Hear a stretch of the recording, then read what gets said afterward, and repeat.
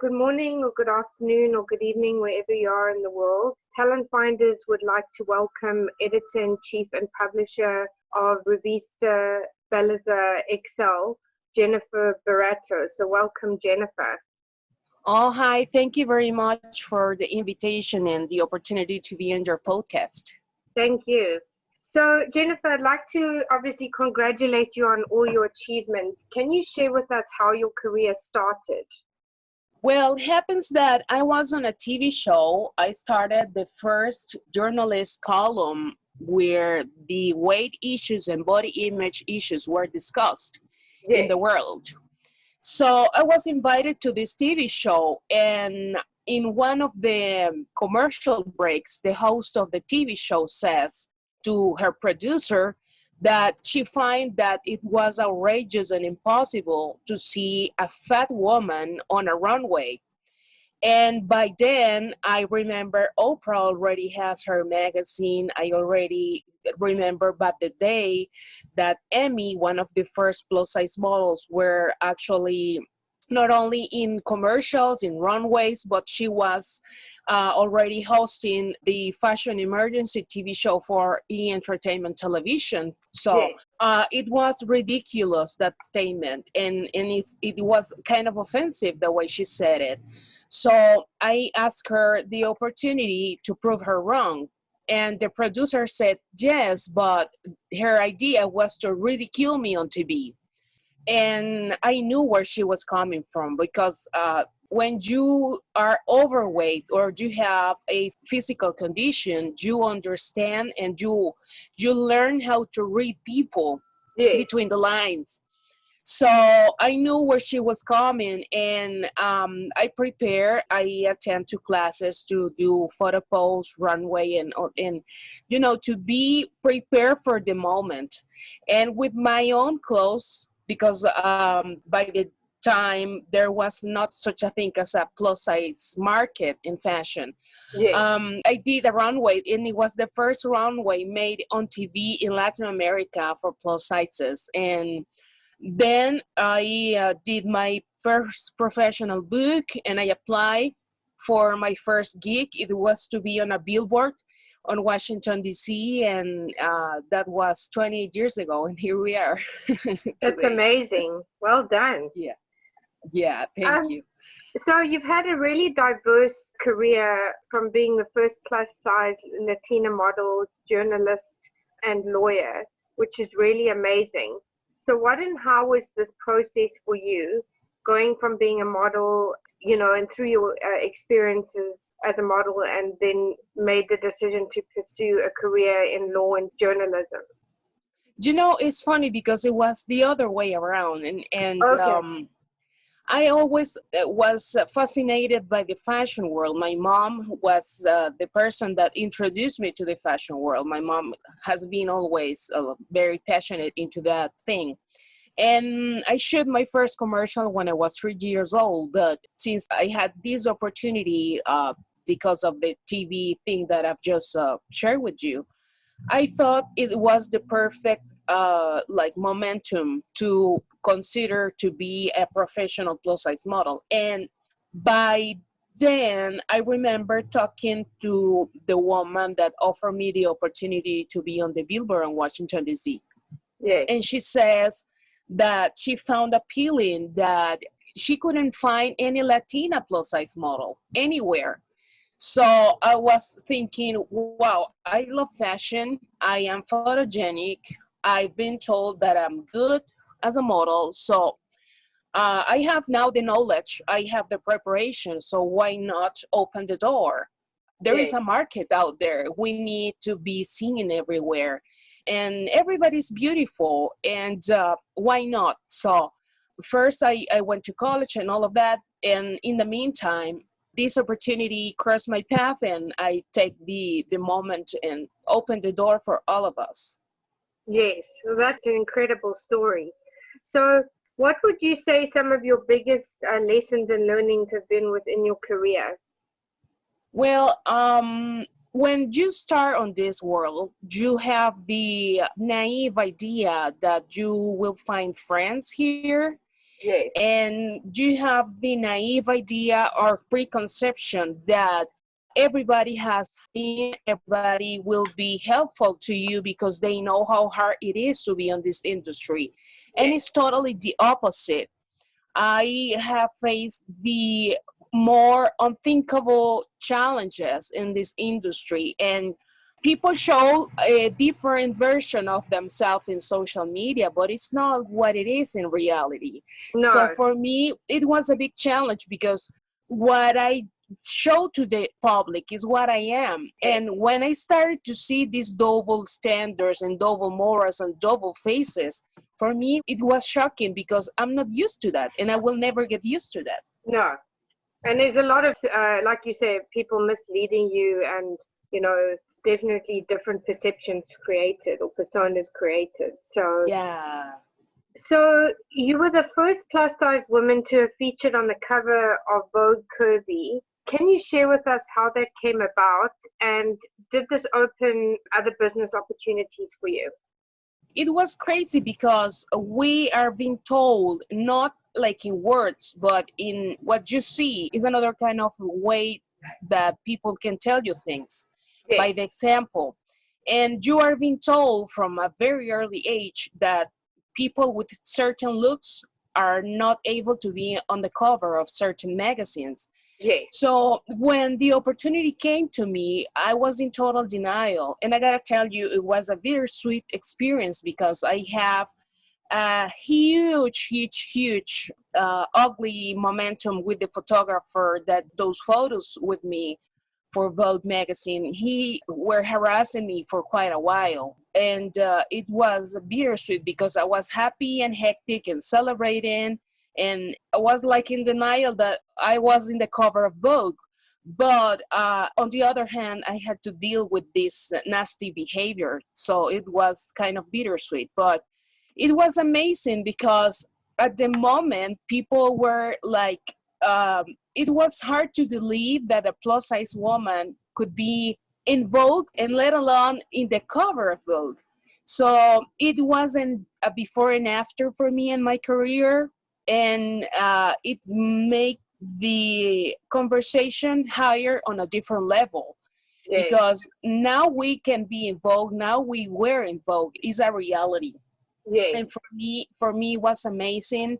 I can't wait to repeat the experience with different aesthetics, with different looks, with different photographers, and it was amazing. And with all honesty, from that cover to this point has been like I don't know, 15 years, and I'm still in denial when everybody asks me about it because it was so powerful. You have no idea. Every time at the moment I was like the it girl, and I was invited to every event, and it was funny because every time I get into a place, everybody was like, whoa, this is the girl that has been in Vogue. And I was like, whoa, this is amazing because I mean on regular times this is not common for any woman with any plus size woman, it's totally the opposite. So it was funny, it was amazing, and I truly enjoy it. Amazing. Yeah. So what would you say some of your biggest career highlights have been? I mean, I'm sure you've had many, but what sort of stands out for you the most? Well, one of them is when I create the magazine, Yes. because so far, and actually I was given an interview yesterday, everybody called me crazy because that was a crazy project, a crazy idea that will not last, and yada yada yada. But here we are 10 years later. That was one of my highlights. Being in Vogue was another one.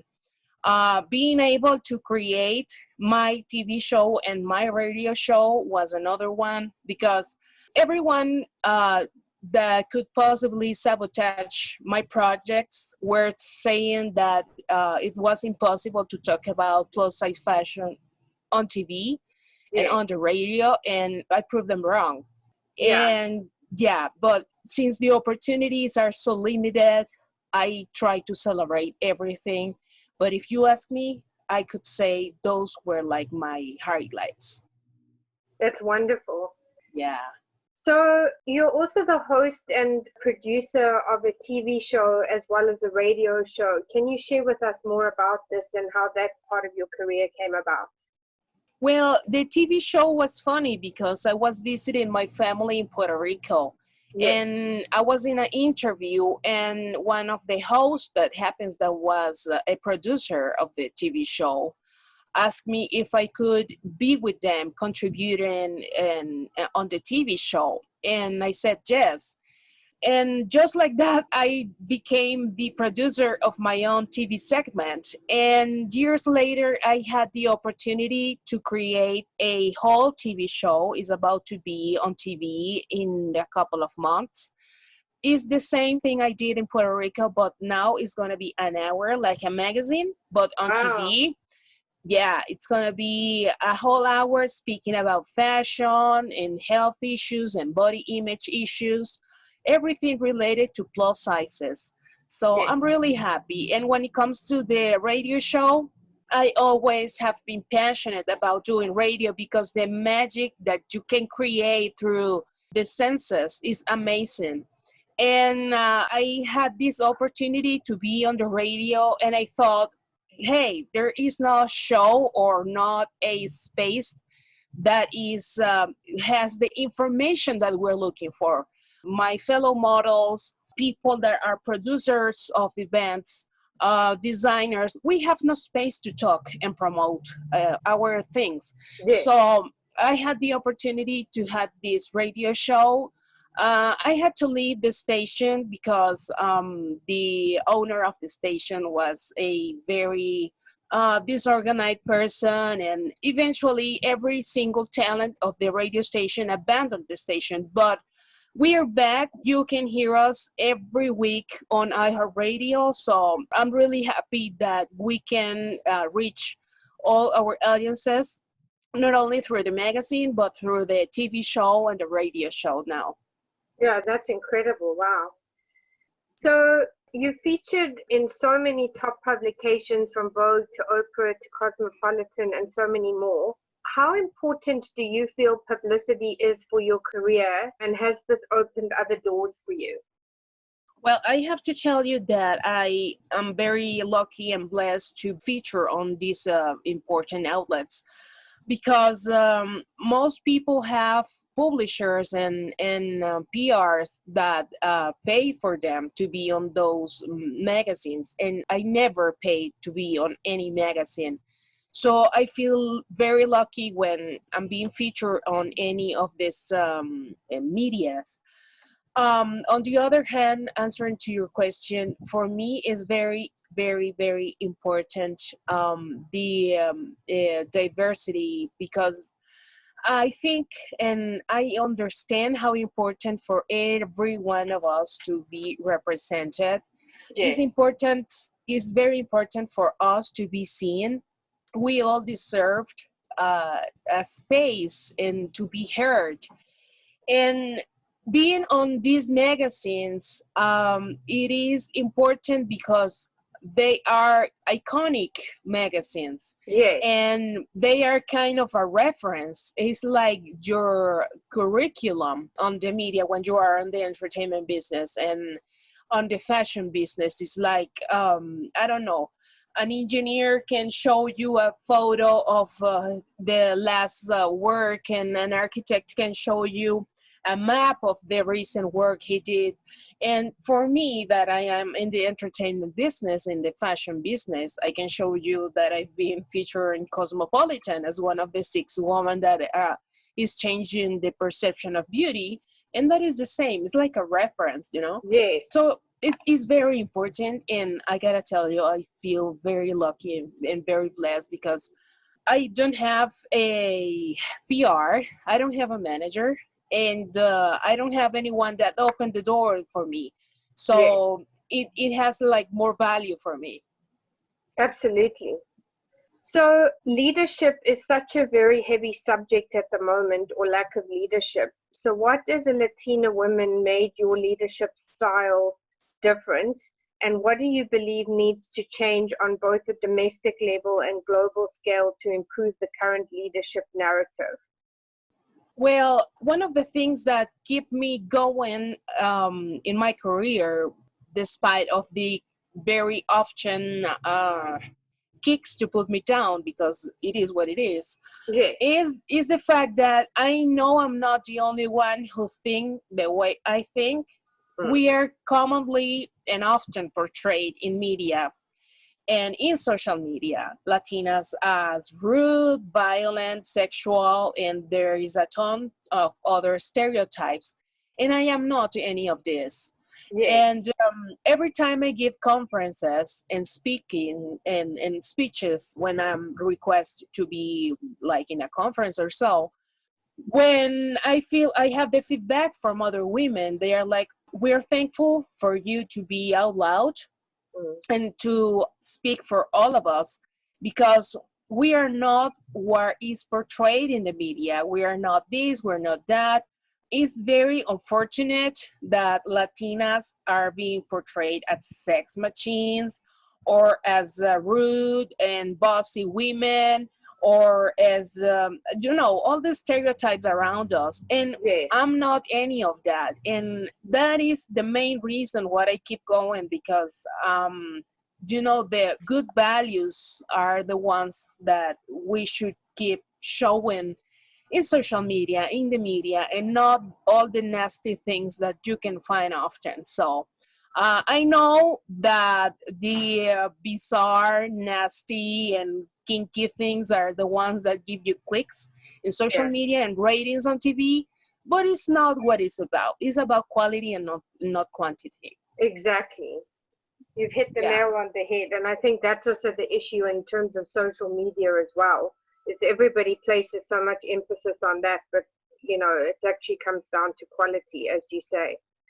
So you're also an advocate and a voice for so many. Can you share with us what motivates you to be the voice for many people who do not feel that they can speak out? It's very appealing and very sad when I have the opportunity to go to events and I have the chance to talk to people after my speeches. And the lack of courage of people for not being ridiculed, Yes. to talk and speak their minds, for me is very sad, because I mean, if you're not hurting anyone, why you should keep your thoughts for yourself? Yes. And every time I've been told, oh, I'm glad that you're here, I'm glad that you're saying things like it is, we are honored to have you here because you speak actually for all of us. What you Mm. say is what it is. So if I had the chance to keep being the voice of many, I will keep being the voice of many. And Mm.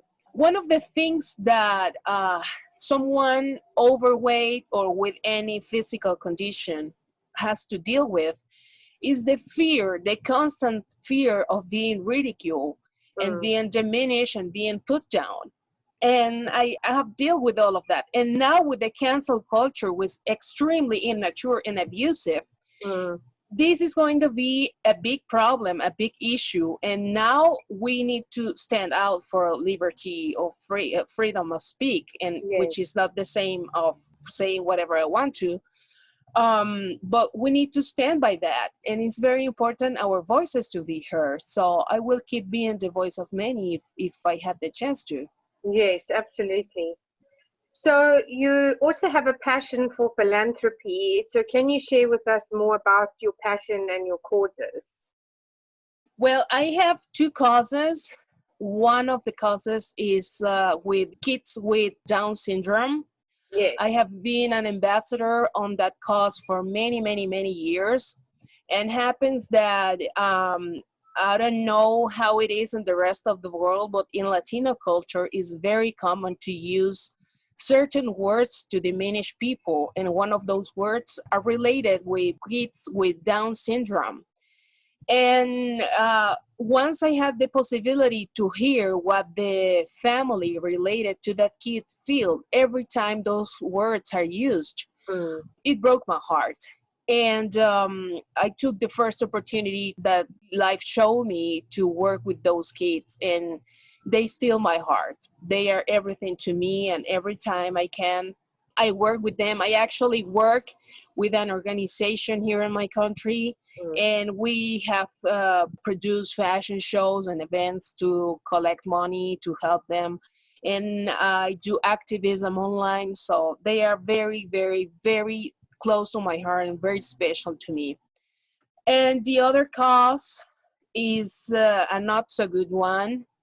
Last year, I was victim of domestic violence for someone I've dated that has been psychologically abusing with me. And now I'm out of that situation.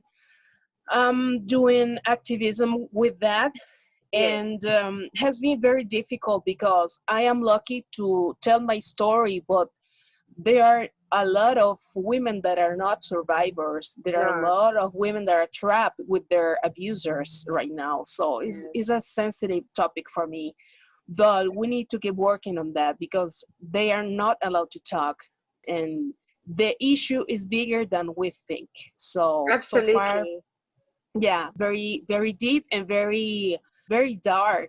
And very painful for a lot of people. Extremely painful. Yeah. Because people think that it's always physical violence, and it's not only that. There is a lot of type of violences. So it's very sensitive. Yes. So that brings me to the next question, which is sort of relatable, but obviously COVID-19 has turned our worlds inside out and upside down and impacted the fashion industry and many other industries. So how has this impacted you, and what have you had to adapt, or how have you had to adapt, and can you give us any examples? Well, for me, it has been great. It can sound crazy for me, but for me, it has been great, this whole pandemic thing, because finally people have understood what I've been trying to say for years.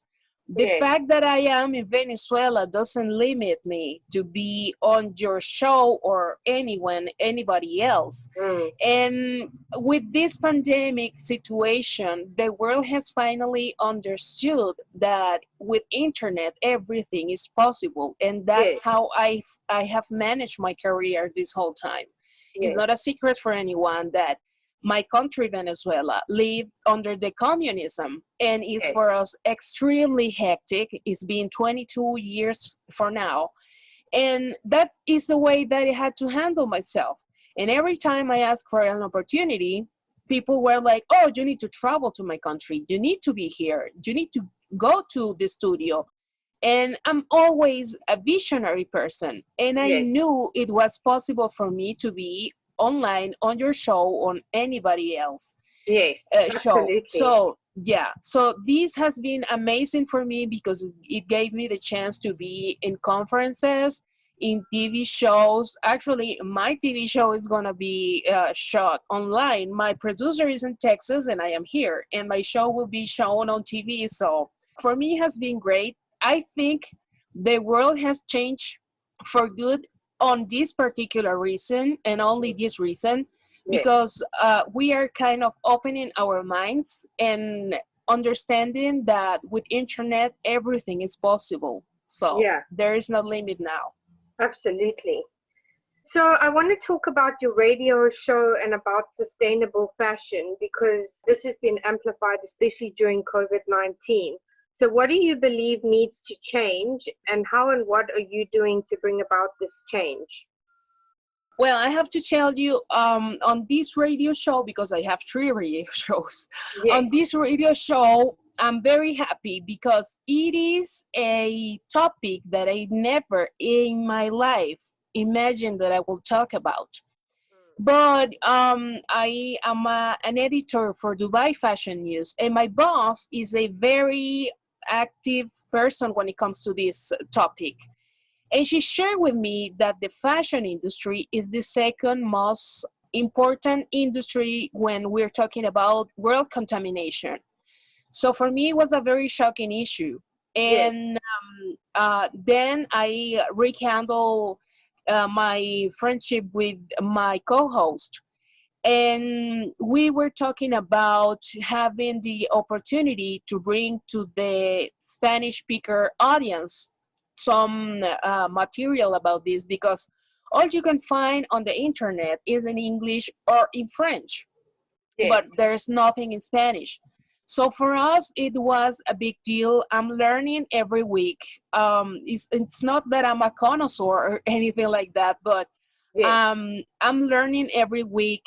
And since we started the radio show, one of the things that we've been discussing there is the fact that this pandemic has created a more conscious buyer. Yes, absolutely. People, 100%. absolutely. Yeah. And it's a great thing because the number of clothes that people take to the trash is huge. Yes. The contamination is even bigger. I mean, something needs to change with the fashion world. Yes. Because and overproducing as well is just insane. The yeah. overproduction of clothing. Yeah. Yeah, and the fact that there are chains that are opening and opening and opening stores, and you don't know exactly how that clothes are being made. Yes. That's another issue. There is a lot of human trafficking on this industry too. 100%. Yeah. It's horrific. And the fact that we are able to discuss that and we are giving to people that are into this industry the opportunity to talk and be seen and be heard, for me is amazing. It's Yes. a whole new world for me, and the more I learn through this show, the more I understand how important for us to keep pushing the envelope, because it is a subject not discussed enough, and No. the damage we're doing on Mother Earth is huge. Yes. So Absolutely. it's very concerning. And for our audience, you can find a few documentaries on Netflix about this. It's terrible. It's Yeah. scary the way we're destroying the planet. So I feel very blessed to doing this show, because I know I will not change anything. Like, it's not a bit like a huge change, but I'm doing something to change things. So Absolutely. Well, it's one person at a time, right? So yeah. if we start to all shift our thinking, it will make a big difference. So that leads me to the final two questions. What are the 3 key pieces of advice you would give to other entrepreneurs and those looking to pursue a career in these industries? And what legacy would you like to leave, or how would you like to be remembered? Well, about the 3 advices, first of all, integrity. It's very easy to lose yourself and to do things that are not right. Integrity, no matter what. As I always say, no matter if everybody does it, if it's wrong, it's wrong. And Yes. and yeah. Second of all, you need to keep learning and learning and learning. Every time you talk to me, I'm doing classes and taking classes and preparing myself and studying and learning and reading. You need to study a lot, because it is part of all what you can bring Yeah. to the And people. education, it's vital. Yeah, education is extremely, extremely important. Mm. And number 3, I would say the ethics, because as the integrity thing, it's very easy to lose yourself. It's very easy to do things that are not okay. Yeah. It's very easy to let loose on the nasty situations some people can put you in. Yes. And the ethics and the integrity says more about you than the other person. So that, I would say those are my 3 advices. Thank you. And what legacy would you like to leave, or how would you like to be remembered? As a legacy, I would like to be remembered as an honorable woman with integrity that changed the perception of beauty without being ugly on the inside. That's amazing. Well, thank you so much, Jennifer, for joining us today. And if people want to connect with you, what are the best platforms to do so? Well, thank you very much for the opportunity.